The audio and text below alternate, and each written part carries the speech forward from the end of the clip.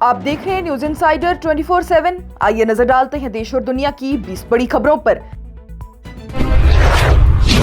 दिल्ली में India block की बैठक के दौरान ही वज़ीर आला उमर अब्दुल्ला ने मुखालिफ जमातों से जम्मू कश्मीर की रियासती हैसियत की बहाली के मुतालबे की हिमायत करने की अपील की। उन्होंने कहा कि नेशनल कॉन्फ्रेंस मानसून सेशन के दौरान दिल्ली में एहतजाज करेगी और इंडिया इत्तेहाद की जमातों को इस मुहिम में साथ देने की दावत दी। उमर अब्दुल्ला ने रियासती हैसियत की बहाली को जम्मू कश्मीर की आवाम की जमहूरी ख्वाहिश करार दिया। अवामी इत्तेहाद पार्टी के रहनुमा और लंगेट के एमएलए शेख खुर्शीद की जानिब से उमर अब्दुल्ला और पीडीपी सरबराह महबूबा मुफ्ती पर तनकीद करते हुए कहा गया कि अगर वो वाकई जम्मू कश्मीर की आवाम के मसाइल पर फिक्रमंद हैं तो उन्हें दिल्ली की सियासी बैठकों की तरह कश्मीर में भी एकजुट दिखानी चाहिए। उनका ये कहना है कि आवाम के मसाइल पर अमली तौर पर साथ आना ज्यादा अहमियत रखता है। पीपल्स डेमोक्रेटिक पार्टी की रहनुमा इल्तिजा मुफ्ती की जानिब से पुलवामा के पड़गामपोरा इलाके का दौरा करते हुए हुकूमत पर तनकीद की गई और पूछा गया कि जरखेज जमीन पर काश्तकारी रोकने की कोशिश क्यों की जा रही है। उन्होंने कहा कि किसान एक सदी से ज्यादा अरसे से यहाँ धान और सरसों उगाते आ रहे हैं। इल्तिजा की जानिब से इल्जाम लगाया गया कि इंतजामिया किसानों को धमका रही है और पानी की फराहमी भी रोक दी गई है, जो कि एहतजाज के बाद बहाल हुई। टीएमसी में सियासी बहरान मजीद गहरा हो गया। पार्टी की सीनियर एमपी काकोली घोष दस्तीदार ने दावा किया कि तकरीबन 20 टीएमसी अराकीन पार्लियामेंट ने एनडीए की हिमायत का फैसला किया है और इस सिलसिले में लोकसभा के स्पीकर ओम बिरला को खत भी भेजा गया। उनका ये कहना है कि यह फैसला आवाम के मैंडेट को देखते हुए किया गया, जबकि टीएमसी की आदत की तरफ से अब तक इस दावे पर कोई रस्मी जवाब सामने नहीं आया। ले इंतजामिया की जानिब से तंबाकू मिली माउथ फ्रेशनर प्रोडक्ट्स जिनमें कूल लिप और इस किस्म की दूसरी प्रोडक्ट्स शामिल हैं, उनकी जखीरा अंदोजी, फरोख्त, नुमाइश और तकसीम पर फौरन असर के साथ मुकम्मल पाबंदी आयद कर दी गई। District magistrate Romil Singh Dong की जानिब से जारी हुक्म में कहा गया है कि स्कूली बच्चों में इन प्रोडक्ट्स का इस्तेमाल बढ़ता जा रहा है, जिससे कि सेहत के संगीन खतरात पैदा होते हैं। इंतजामिया ने यह भी कहा कि पाबंदी अगले हुक्म तक जारी रहेगी और खिलाफ वर्जी पर कानूनी कार्रवाई की जाएगी। राजौरी के धार गांव में पीने के पानी के जखीरे में माबीना तौर पर मरे हुए घोड़े की खोपड़ी मिलने से इलाके में तशवीश पैदा हो गई। मकामी लोगों ने इंतजामिया पर गफलत का इल्जाम लगाते हुए तहकीकात और कार्रवाई का मुतालबा किया। बुदल के एमएलए जावेद इकबाल चौधरी ने कहा है कि सिविल इंतजामिया और पुलिस ने मामले की जांच शुरू कर दी है और जिम्मेदारों के खिलाफ सख्त कार्रवाई की जाएगी।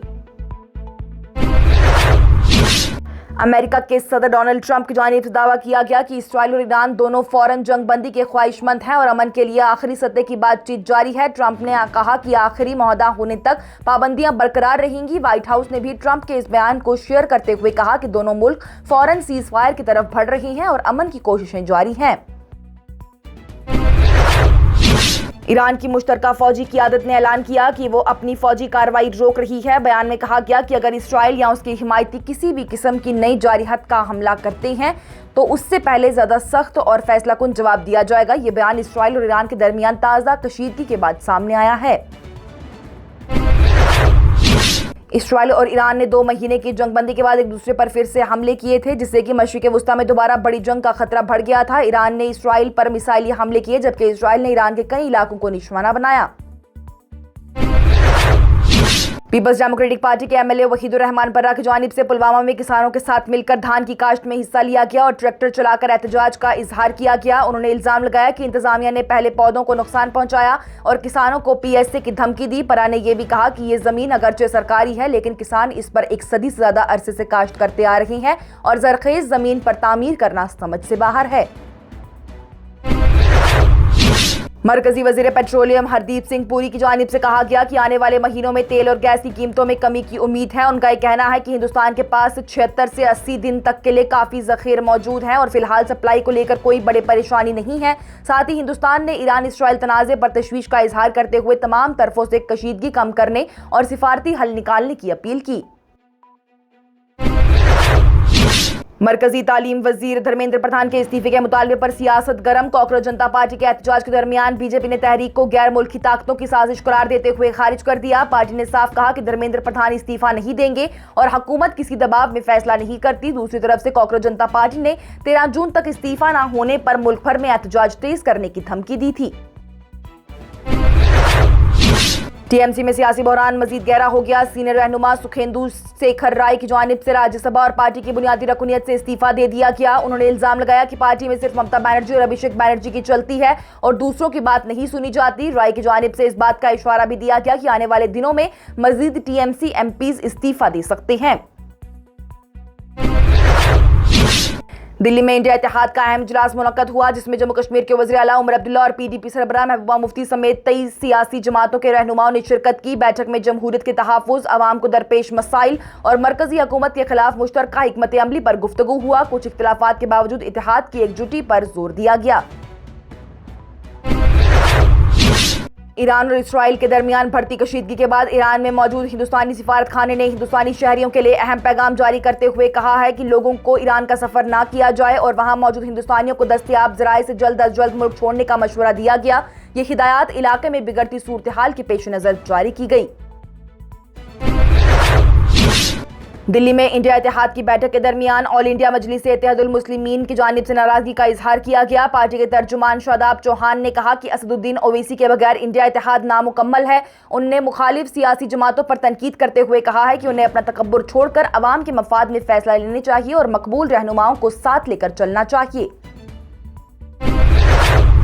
पटना में कोचिंग इदारों के तनाज़े ने नया मोड़ ले लिया। खान ग्लोबल स्टडीज के डायरेक्टर फैसल खान उर्फ खान सर पुलिस की नजरों से ओझल बताए जा रहे हैं और उनकी एसआईटी तलाश में लगी हुई है और छापेमारी कर रही है।